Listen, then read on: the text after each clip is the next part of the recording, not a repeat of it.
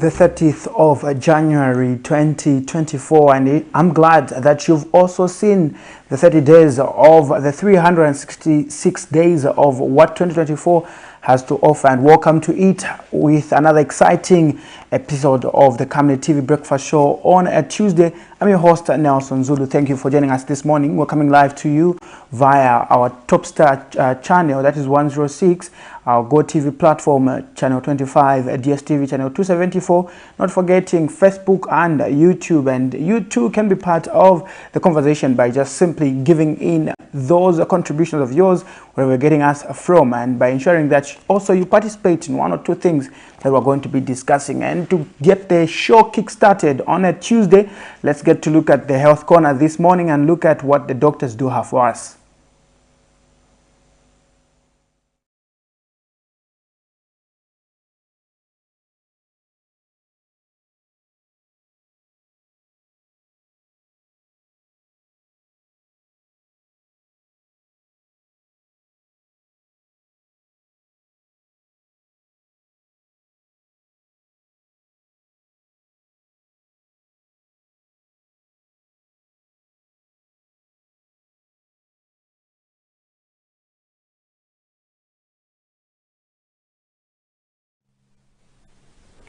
Hi, good morning and welcome to the Health Corner here on the Breakfast Show. I am Dr. Nakubiana Mufaya. So this week we are talking about typhoid fever. And yesterday we talked about what is typhoid fever, and we say that typhoid is a diarrheal disease that is caused by a bacteria. Usually there are two types of this bacteria, which we call the Salmonella typhi and the Salmonella paratyphi. So today we'll talk about the risk factors. What are some of the risk factors that predispose people to having this bacteria or to having this infection? So usually it's people who live in places that are overcrowded. So if you live in an overcrowded place, you are at risk of having this bacteria. Usually it's caused by the fecal-oral route, so transmitted through the fecal-oral route. So if you stay with someone who has typhoid and peradventure they haven't washed their hands after using the bathroom or the toilet, and they touch the food that you're going to eat, you can also become infected by the same bacteria. Also, if in the environment there are some sewerage water, they can easily infect the water that you drink. For example, if you drink tap water or pump water or borehole water, and that water is infected from a nearby sewer or sewerage, you can easily get the bacteria through that route as well. So other ways of getting the bacteria is if somebody shakes hand with another person who has typhoid and their hands are infected, and then they go ahead and touch food and eat the food, they can also become infected with the bacteria. So these are some of the ways of which the bacteria is transmitted, and usually it's in places that are overcrowded. So other risk factors of having this bacteria or having this infection is if you have HIV and AIDS. So people who have HIV are also at risk of getting this infection because their immune cells are compromised, and so they are not able to fight infection very well. Other people who also have other diseases like malaria or schistosomiasis can also get this infection very easily because their immunity is compromised. Also, people who are on long-term corticosteroids, so people who use steroids, can also get the infection very easily because steroids can reduce the response of your immune system. So these are ways in which somebody can get the infection. So it's important that you know exactly if you are having symptoms of this infection. So tomorrow we'll talk about some of the symptoms that you need to look out for in case you suspect that you are having typhoid fever. So look out for tomorrow. Make sure you watch again, and invite your friends, invite your family. If you miss any episodes, you can always watch my YouTube channel, which is Dr. Nakuyana Mfaya, where you will find all these videos and so many others. If you have any questions, make sure you reach out to me on Facebook at Dr. Nakuyana Mfaya, and I will be glad to answer or help in any way that I can.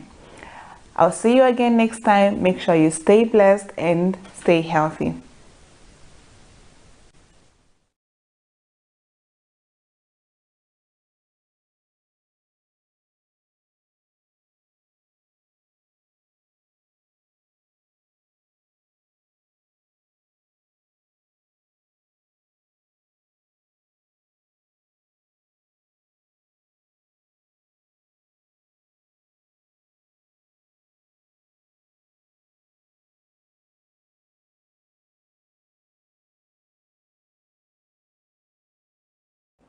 Kudos to Dr. Nakuyana Mfaya right there, who's been very consistent, if you ask me, when it comes to issues of ensuring that we're given health tips in terms of what we're supposed to do and ensure that we prevent or preserve our lives. For it is very important to remain healthy, and we can only do so if we get to listen to certain information that we might not know of. And she was just talking about the risk factors of typhoid. We know that for a fact we still have areas that are waterlogged, and we still see situations where cases of cholera also get to rise, and all these are factors that can be put in place, and such information is very vital to both you and I to ensure that we preserve our families and continue moving forward. For I consistently say that a wealthy nation depends on a healthy citizen. All right, right about now, let's get into the other segment, which is the money market, and look at how the kwacha is faring against the major convertibles. I do know for a fact that concern has been that the kwacha is depreciating, but are we seeing any sort of improvement? Well, let's get to look at that screen of yours, and you're able to tell that the United States dollar is buying at 26 kwacha 0.77 ngwe and selling at 27 kwacha 0.30 ngwe. The euro is buying at 28 kwacha 0.97 ngwe, and then selling at 29 kwacha 0.5 ngwe. The South African rand is buying at 1 kwacha 0.43 ngwe and selling at 1 kwacha 0.45 ngwe. The Great British Pound is buying at 33 kwacha 0.97 ngwe and selling at 34 kwacha 0.64 ngwe. Those are your exchange rate this morning, as updated at exactly 7:36. Remember that these exchange rates, they vary from bank to bank, and one interesting factor is the fact that the United States dollar continues to give our local currency pressure, simply so because the other day we saw that the dollar was selling at 27 kwacha 0.10 ngwe, and slightly so we've seen an increase in terms of 20 ngwe, and concern also continue to be given when we look at this currency, simply because it seems our local currency is getting a lot of pressure, and this pressure also is being exerted to almost each and every household when we talk about the cost of living, the cost of doing business. And just about last week we were also given the information that, you see, the country's inflation rate had increased from 13.1% to 13.2%. And when we talk about the inflation, we're just talking about the movement of prices in terms of goods and services that are being offered. You find that the other day maybe you are buying a bag of millimil at 350. Don't expect that after 2 days you are going to buy the same bag at a price that you knew of, and that's basically what we're saying. And this is actually being attributed to the weakening currency, and we've seen that there's been an assurance that has been laid on the table by the Republican president when he hosted the media to the last year conference in 2023, where he addressed a lot of issues, and on top of his head was the fact that government, the UPND administration, was looking at resolutions that were going to ensure that the cost of living is tackled, all these economic challenges that are being faced are tackled, and the counting is on. If you ask me, the counting is on, and we've seen that it is already 30 days into the year 2024, but we continue to remain positive and ask those questions as to whether or not that assurance is going to be put to rest or implementation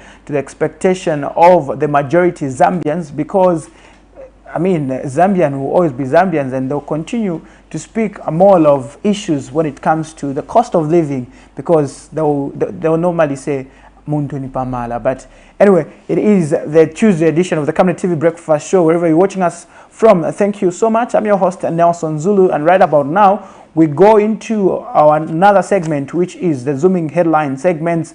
And this segment also gives you the platform to come in and ensure that you give us your contribution via the phone line that are going to be scrolling on your screen, as well as ensuring that you leave us with a comment via Facebook platform. We'll be glad to hear from you in terms of what is your take on particular stories that we're going to play just for you. And speaking about stories, let's get to have the first story this morning coming through from John Howard compound, where an 11-year-old boy of Lusaka's John Howard compound is nursing a dislocated arm after being beaten by his father for delaying to wash dishes. The boy, whose identity has been withheld, has told Camnet TV News that he was brutally whipped using a copper wire, and mother to the child, who divorced the said man, says her former husband was immediately reported to police and has since been arrested. Wow, this makes a sad reading indeed. How do you just beat your child to an extent where you even dislocate the arm? I mean, well, something to be glad about is that at least the wrath of the law or justice is being prevailed, because the man has been arrested. But anyway, without much ado, let's get to look at this story, and we'll be back on the other side. It was not from an accident where he sustained these bruises and a dislocated arm, but from the beatings from his biological father. This 11-year-old boy of Lusaka's John Howard compound in Chawama constituency can no longer manage to undress himself, as his hand has been left dislocated. He narrates to this reporter how a man he calls his father used a copper wire to inflict pain on him.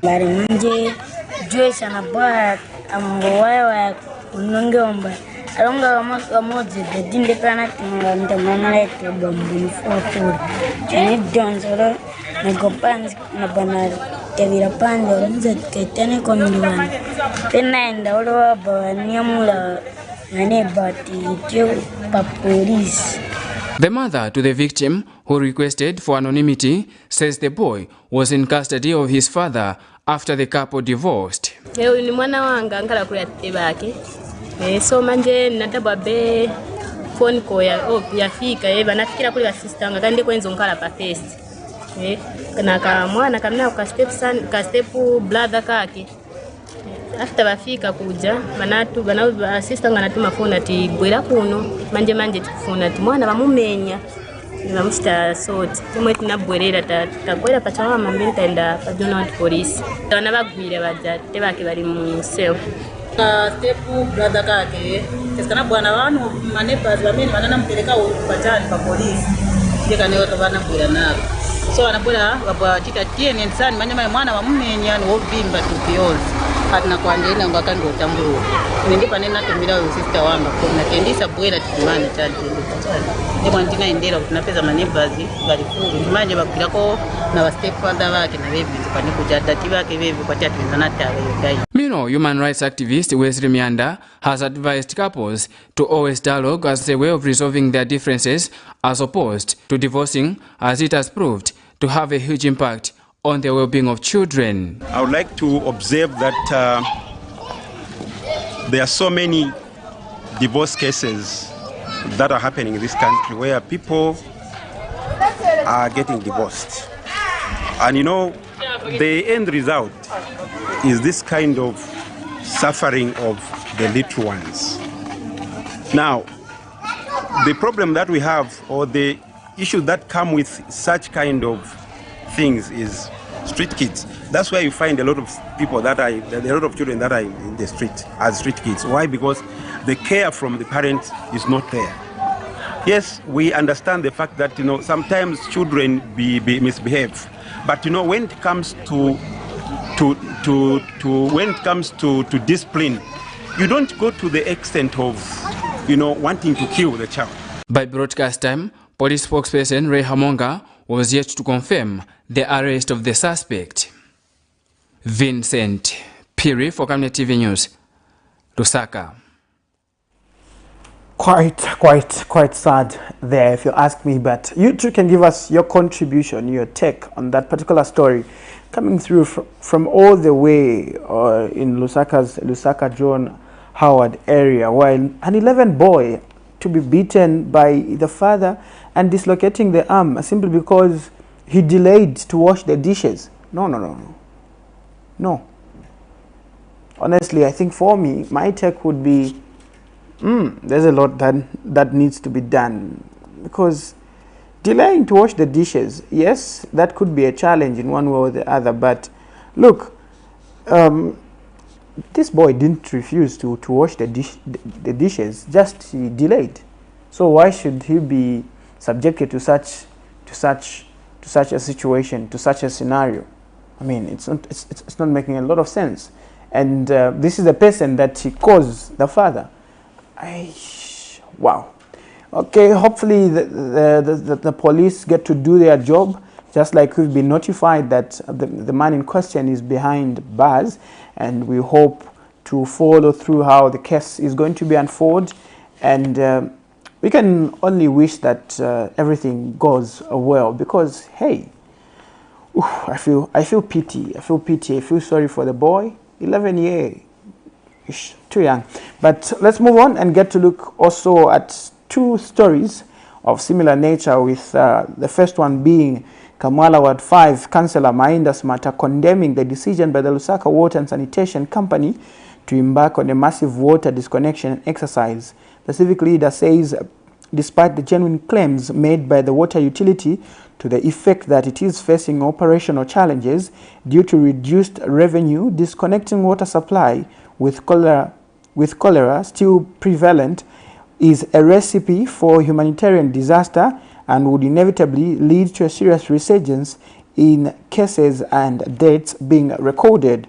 The civic leader has urged the Lusaka Water and Sanitation Company to engage local and central government, the DMMU and other stakeholders for emergency funds to meet their costs for chemicals and other materials. We also get to look at a story from Health Minister Sylvia Masebo, who is worried with the continued cases of cholera being recorded across the country, with 6 deaths recorded in the past 24 hours as of yesterday.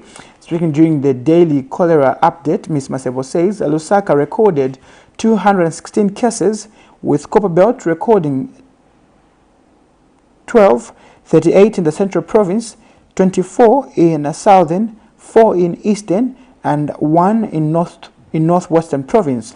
She says the Lusaka district remains the epicenter of the outbreak, reporting about 171 cases in the past 24 hours out of the 216 cases.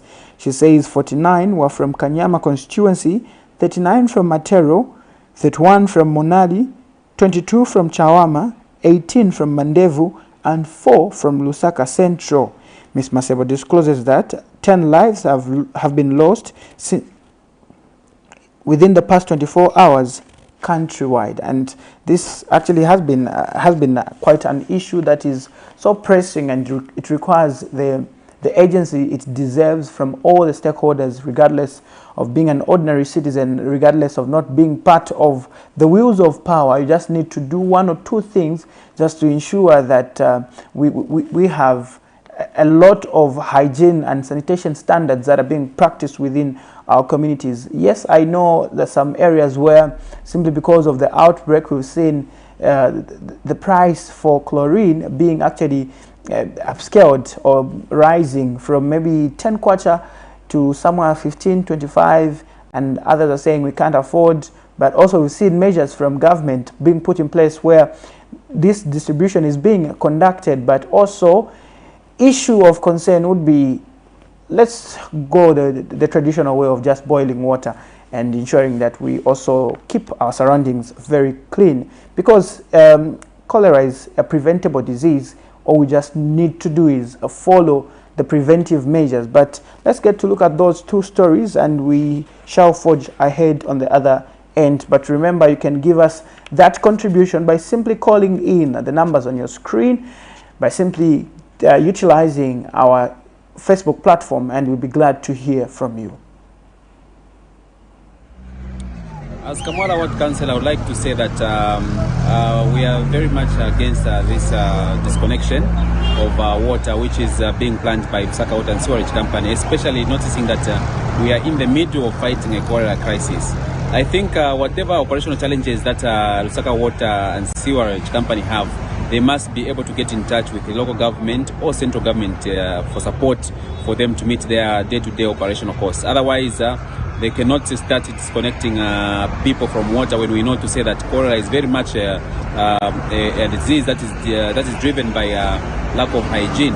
And so we are calling up the water utility to hold on and not effect these mass disconnections, because at the end of the day it will be self-defeating, and it will defeat the very purpose of this multi-sectoral approach which we have towards the fighting of cholera. So once again, Lusaka Water and Sewerage Company should have acted in consultation with the civic authority, with the councillors and with the local authorities, Lusaka City Council in particular, because we hold a majority stake in the company, and whenever we are making such decisions which can impact the livelihoods of people, we ought to be consulted. Otherwise, we understand that they have to meet operational costs, but at the same time, we must look at the priority of saving lives rather than earning a profit. Thank you.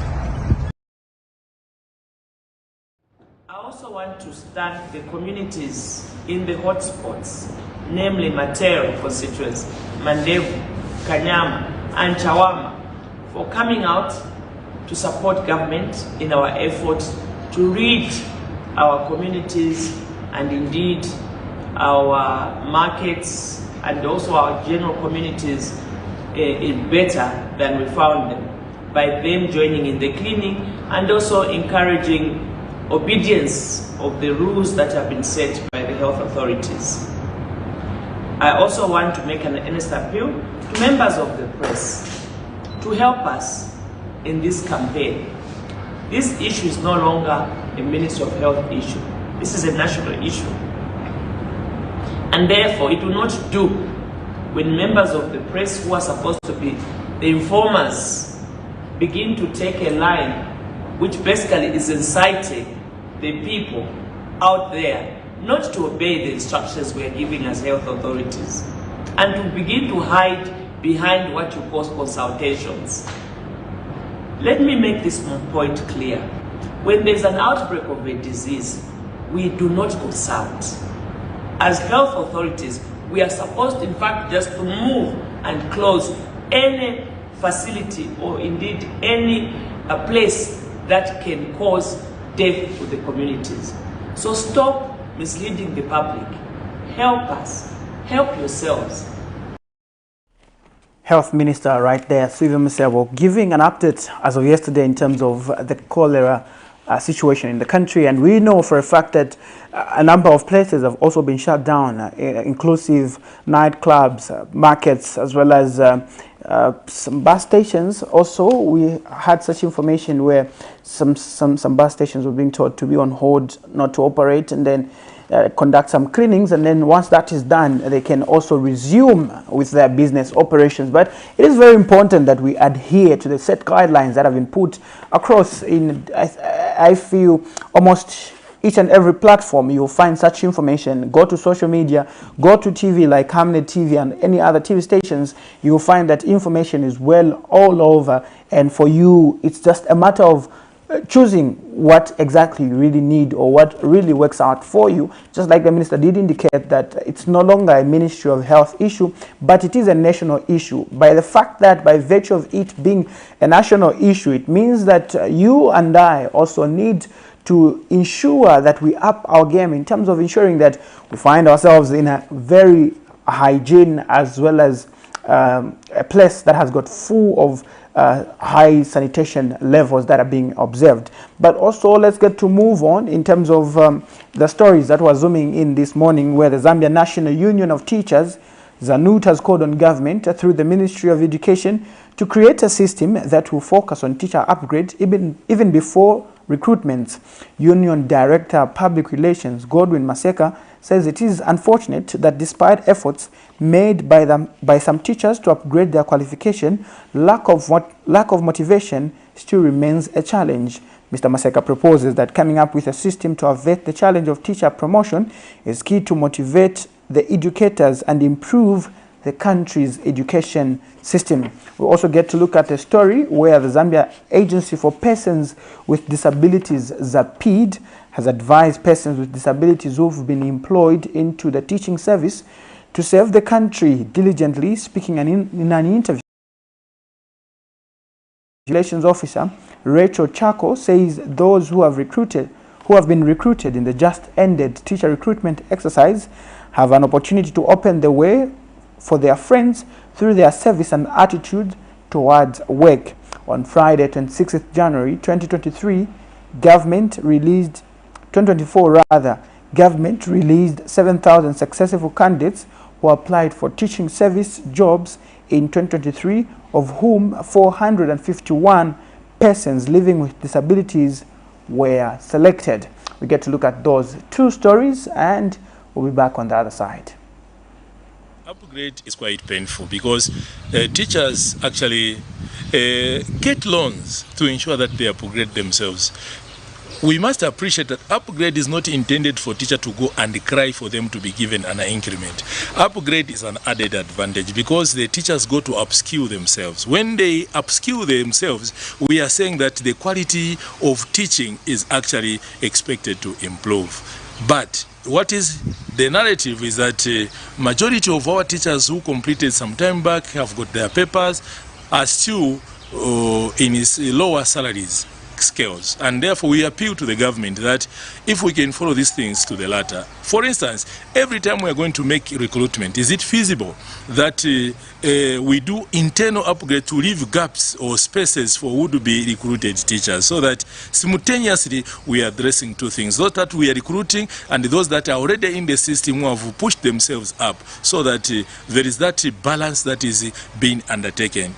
What is frustrating the teachers is to see that the pupils that could have been their own have actually gotten the degree papers, and themselves have also gotten degree papers, but preference is given to the pupils or the teachers who were once taught by these teachers.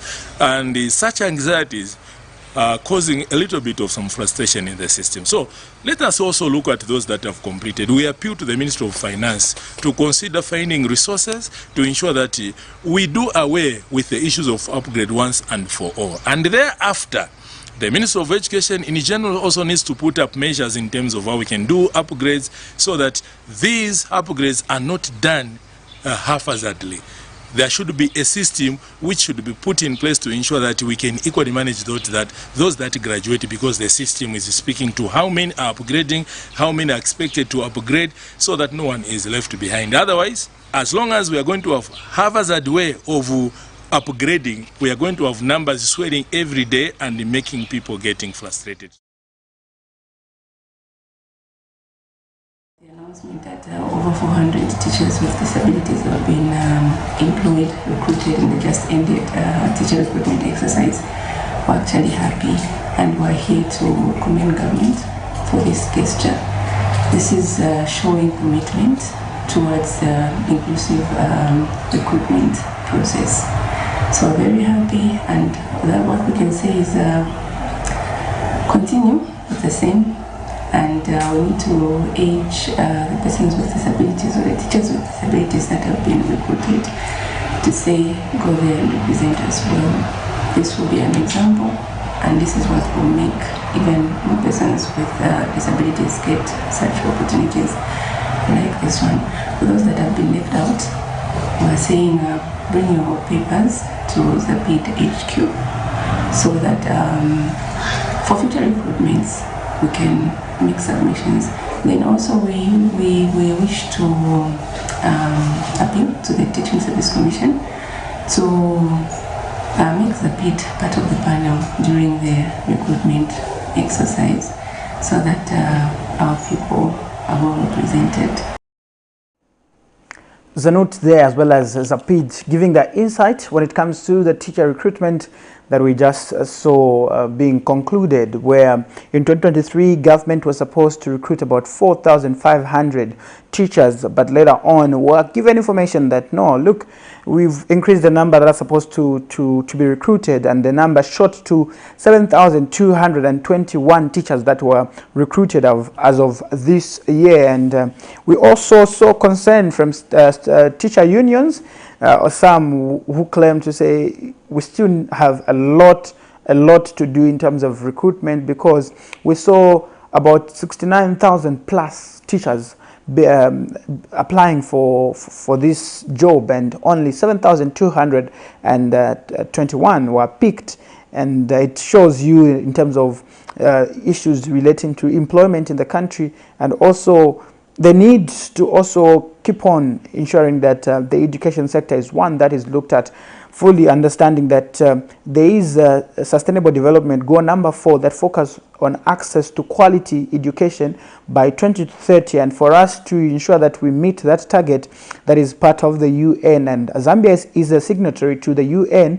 You find that such efforts need to be put in place. In as much as the challenges or concerns might be there, there's also need to make those baby steps and ensure that we head somewhere. Yeah, but that about now, let's also get to look at 2 stories. One from the Lusaka Magistrate Court, who has directed government officials to desist from commenting on matters active before the courts of law. Chief Resident Magistrate Davis Chiwili advised when he rendered a ruling on the application by the defense to seek clarity as to whether it was hearing the matter as a financial and crimes court or not. This is in a matter in which the former Defense Permanent Secretary Stadi Mwale is jointly charged with 5 others and pleaded not guilty to 3 counts of willful failure to comply with the law, applicable procedural guidelines relating to the procurement of Gulfstream G650 presidential jet. We'll also get to look at a story where a Jigankata Member of Parliament, Jacqueline Sabao, has expressed happiness with the construction of the maternity wing at the Chileka East Clinic in Masaya Ward. Speaking when she toured Musaya Ward in Jigankata constituents, Ms. Sabao says the newly constructed maternity wing will provide a clean and conducive environment to promote safe motherhood. Meanwhile, Mandi area Member of Parliament, Sibe Sosefulo, has welcomed the construction of the annex in Musaya Ward of Chikankata constituency. We get to look at those 2 stories at the moment. The Lusaka Magistrate Court has dismissed the application made by defense lawyers representing former Ministry of Defense Permanent Secretary Stadi Mwale, asking the court for clarification as to whether it was hearing the matter. He is charged with 3 counts of willful failure to follow laid down procedure as a financial and crimes court or not.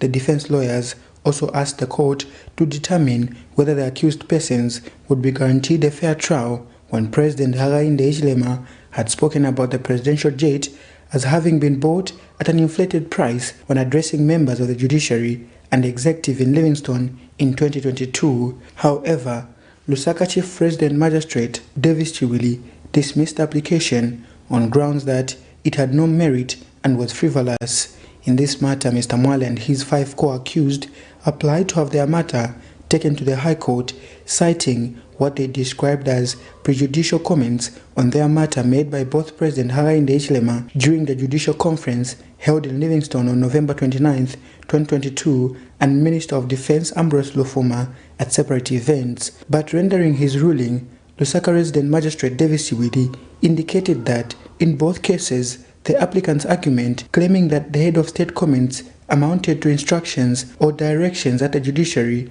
and that their clients would therefore not be accorded a fair hearing or trial, and found no merit in the application, but was quick to advise government officials not to comment on matters active before the courts of law.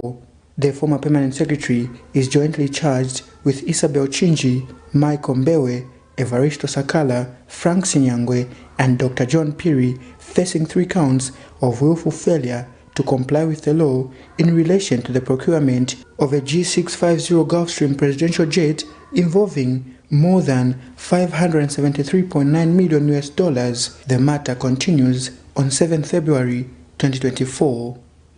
Nelson Zulu for Camnet News, Lusaka. Chikankata Area Member of Parliament Jacqueline Sabao has expressed happiness with the construction of a maternity wing at Chileka East Clinic in Musaya Ward. Speaking when she toured Musaya Ward of Chikankata constituency, Ms. Sabao says the newly constructed maternity wing will provide a clean and conducive environment to promote safe motherhood aimed at reducing maternal and child mortality. She explains that the development will help curb cases of expectant mothers delivering from their homes. Following the pronouncement which were made by His Excellency the President of the Republic of Zambia, Mr. Hakainde Hichilema Madhati, where there's a clinic, there must be a maternity, and the people of Chikankata responded to the pronouncement. This is a maternity wing under Siamigobo Clinic for the people of Musaya Ward. This maternity is going to cater for 4,000 plus people of Musaya Ward. Even those from Chilundu, the nearest constituencies around Chikankata constituency. As a Member of Parliament, I'm very proud of the people of Chikankata and my present, because we know that life begins from a maternity wing. That's where life begins. And if life begins at a better place, it means even the future of that child will be bright. Ms. Sabao says the annex is expected to serve over 4,000 people, which includes the locals and people from nearby districts. The lawmaker has underscored the need for the users of the facility to guard it against all forms of vandalism so that it serves the intended purpose. I urge the people of Musaya Ward and people of Chikankata that this is your asset that you need to take care of. I don't want to hear of any vandalism on this property.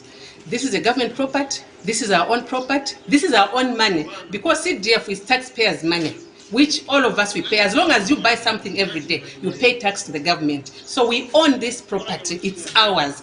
Please, please, if you see anyone vandalizing this, do citizen arrest on whoever is going to do such things for this property. And speaking at the same event, Mwandi Area Member of Parliament, Siveso Sefulu, thanked the government for the continued increment of the constituency development funds, which she says is changing a lot of communities through provided infrastructure. She has also welcomed the construction of an annex in Musaya Ward of Chikankata constituency, adding that, being a mother, she is always delighted to see such infrastructure in every community. What is happening here, and I can confirm that what is happening here is also happening in Mwandi. So we are very, very grateful to the Republican President for the increased CDF. You can see what is happening, in Chikankata.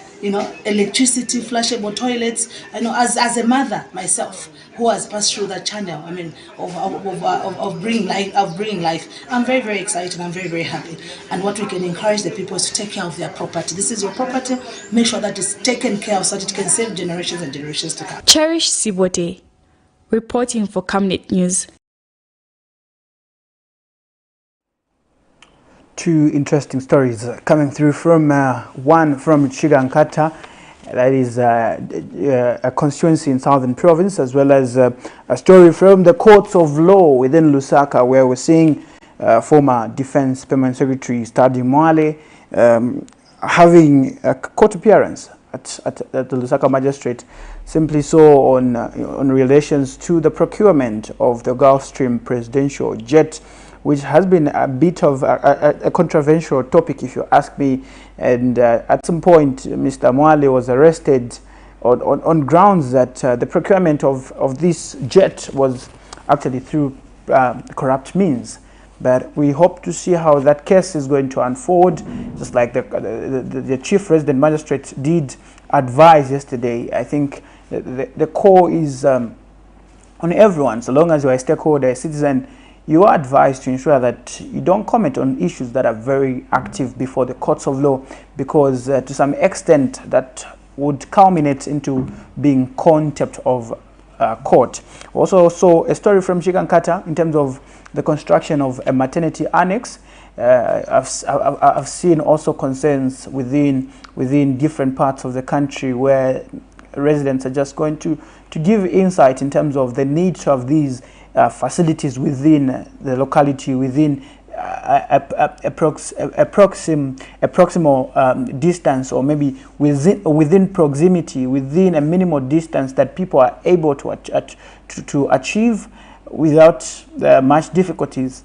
But hopefully that's a good thing that people are going to safeguard. Simply so. There was also a call from the area member of parliament, Jacqueline Sabao, just imploring the citizens to ensure that they effect citizen arrest on anyone who's going to be found trying to sabotage that facility. Whilst others have been complaining that they're not seeing the good use of CDF, I'm sure people of Chigankata have got something to point at to say, okay, CDF has done this for us.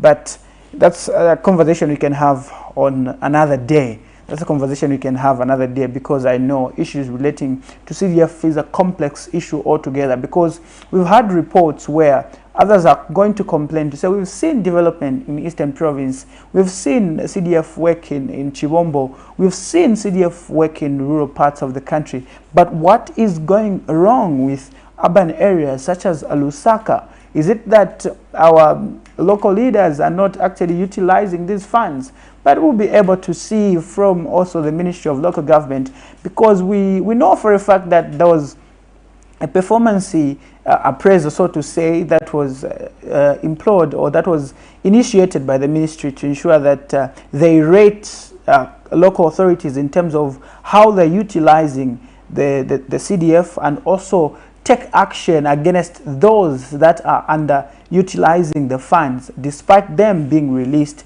on time. But let's get to also look at the story from the United Party for National Development Lusaka Youth Provincial Chairman Anderson Banda, who has called on politicians to desist from attacking President Hakainde Hichilema on individual basis. Speaking during a press briefing in Lusaka, Mr. Banda says his party will not tolerate cheap propaganda by politicians. He says youths, they will take on political figures who are in the habit of propagating lies. He mentions FDD leader Edith Nawakwi, PEP President Sean Tembo, and human rights activist Brebna Changala as some of the leaders propagating lies. But when contacted for a comment, Forum for Democracy Development FDD leader Edith Nawakwi refused to comment on the matter, saying she can only respond to the president. Let's get to look at that story. Lusaka Province Youth Chairman has called on politicians to desist from disturbing President Hakainde Hichilema with their propaganda. Speaking during a press briefing in Lusaka, Youth Chairman Anderson Banda says the party will not tolerate attacks on the president from politicians based on fabricated stories. Take them politically. We will not allow the president to stop working hard for the people of this country and start answering back to them. That's why I said clearly that I'm here to take them on myself, because I don't want my president to be diverted from what he's doing, important issues the president is working on for the country, and start answering to propaganda of saying, no, Israel is better than HH. How? Better to who? Because we are all under the mercy of the Zambian people. People of Zambia said, we don't want PF, we don't want Israel, they voted him out. How can he be better now? In the eyes of who? It's not about individual interest, it's the interest of the country. So that pettiness, that's what I'm talking about. We will not allow it anymore. Mr. Banda has therefore urged politicians propagating propaganda to sober up and appreciate the works the UPND administration is doing. So we urge people like KBF, Vafredi Membe, Changala and others to sober up and appreciate the environment which the UPND government has created in our country. It's a civil environment conducive for everyone. If you want to play politics as a politician person, the environment is free for you. But what is bad politicking of character assassination, propaganda, hate and tribe politics. These type of politics, they've been outdated. Respond to Wanawaki. Wanawaki by this, we've had a lot of exchange of sentiments from the time we were in opposition. But you've seen that Amai Baja, Swafuna Ulemu. We take Wanawake as our mother. But the way she is behaving on political scenes is very embarrassing and disappointing. Who told you that government is supplying citizens with GMOs? Have you ever seen yellow maize in our country? Meanwhile, responding to this, Forum for Democracy Development President Edith Nawakwi had this to say. My comments were directed to Harainde, Dolo, and Soloti. So any message around that should just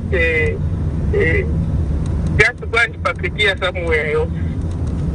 Because I was actually shocked to learn that the commander of the social service, sir, to my statement, we employed him as a commissioned officer, and he is a member of the Zambia Defense Force. Cherish Sibote for Camnet News, Lusaka.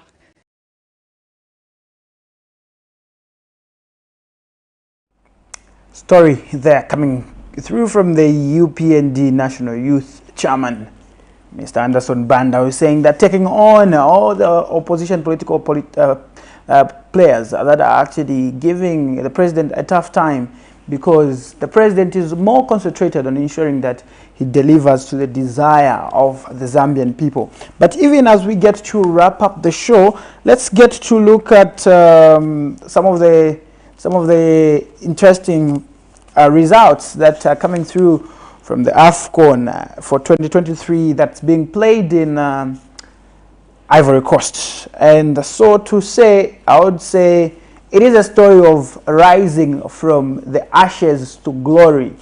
And I'm speaking about Ivory Coast, that were able to beat Senegal after post-match penalties. And this comes after Senegal and Ivory Coast drew 1-1. I mean, after extra time, and we saw goals coming in courtesy of Diallo from the 4th minute, just after the 4th minute of the match, and then we also saw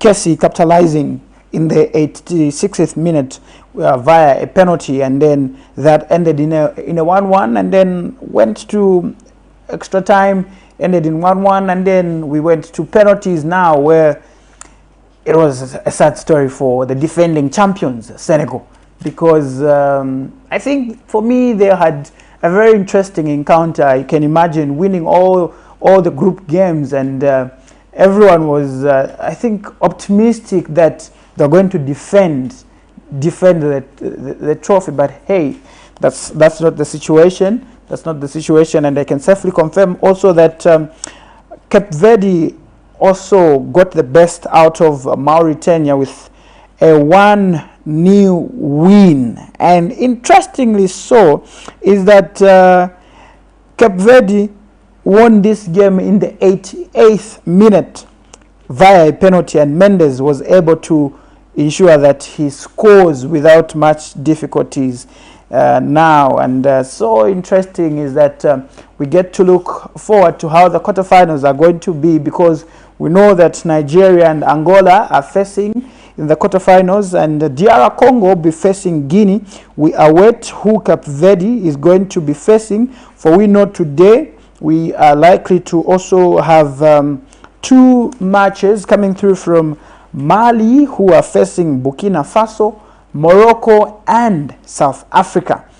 So these are some of the matches that you can get to look out for, and we look forward who Ivory Coast is going to be facing and who Cape Verde is going to be facing, because for me, I think my favorite is out of the AFCON. It's a pity, but we continue to watch it. And one interesting factor also that I've seen is that pledges have continued to come in from Angola, our neighbors, who are actually being offered huge sums of money by the government, that side, even those companies that are financial giants that are pledging dollars for players if they manage to beat Nigeria and proceed to the semi-finals, and we look forward to how those results are going to be if Angola is going to be a better side against Nigeria once they face off during the quarterfinals, and we'll also get to look at how DR Congo is going to fare against Guinea, and this is one of also our neighbors who has been at this stage going through to the quarterfinals without a win but full of draws.